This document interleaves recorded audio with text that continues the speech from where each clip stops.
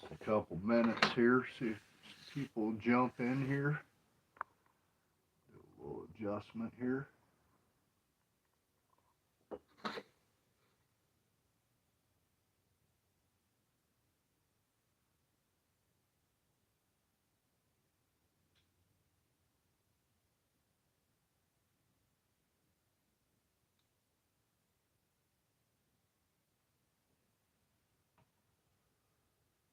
All right, guys. Welcome to this week's Indian Lake Fishing Report. Brought to you by Mike's Bait and Tackle, Route 235, Lakeview, Ohio. Home of M&K Baits, ACC Crappie Sticks, Ancient Mariner Products. Guys, I tell you what, the fishing don't get any better than it does in fall. If you enjoyed fishing this spring on Indian Lake, you haven't fished fall before, you have a big surprise coming. Just need to bundle up and get out there. I spent last weekend at Indian Lake and I had a blast. I got to watch all the youth anglers. They all caught some channel cat. They caught perch all day. They caught nice big sauger all day long. Some of them even entered the bluegill tournament the next day on Sunday. It was put on by Mike's Bait and Tackle. I tell you, the bluegill fishing was a little tough unless you was out in a boat. And I would probably attribute that to the sauger running the channels. I would imagine they had bluegill tucked tight up into structure. Lily pads. After the bluegill tournament, I went fishing and ran into my cousin down at the lake. Both of us went fishing and we tore the crappie up. There's some hot spots right now. Since we have some people in here, for those of you that don't know, today's the 14th. At 3 p.m. today was the official start time for Indian Lake's annual sauger tournament. So it kicked off today. If you want to get into that and you're not in it, you can go to the Facebook page, Annual Indian Lake Sauger Slam, and you'll have to download Fish Donkey. The tournament runs through, I think, the first week or so of December. So there's a lot of money that can be won in that tournament too. It's fun. You have a lot of time to win money in that one. Now, the crappie. We have a cold front. I'll give you a little hint here on what's going to happen here with the crappie. They have probably went deep.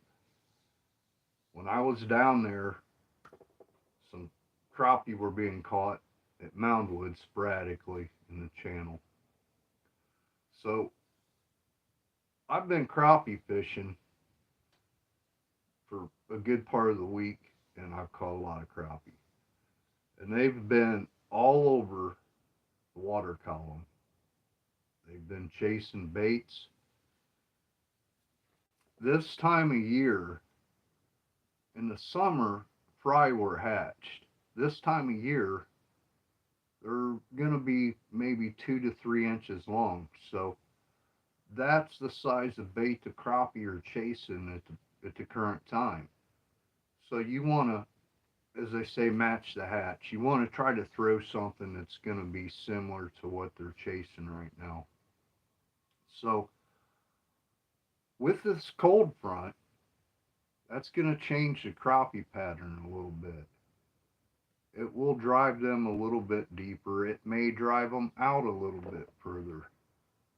But they're tucked in some lily pads, and you can find some lily pads right there around Black Hawk.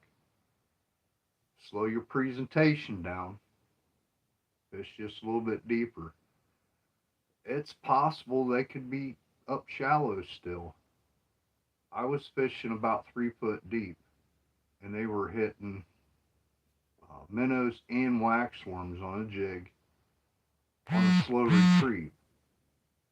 Okay, they were also hitting them just having your bait set there dead stick, and they were hitting them on a pause after you were jigging it. So, but the most amount of bites in my crappie fishing in the last couple of weeks have been after I've jigged it a few times, let it set, and then did a very slow retrieve. They thought that bait was going to get away from them. They nailed it. So that'll help you out just a little bit. One thing you want to do if you're new to crappie fishing, you want to get your technique down. Switch up your techniques, or mix them together a little bit. Uh, Try some different things and see what's working for you that day.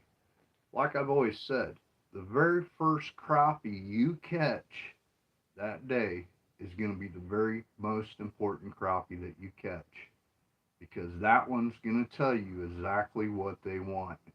Just remember how you caught it. Was it on a slow retrieve? Was it just sitting there?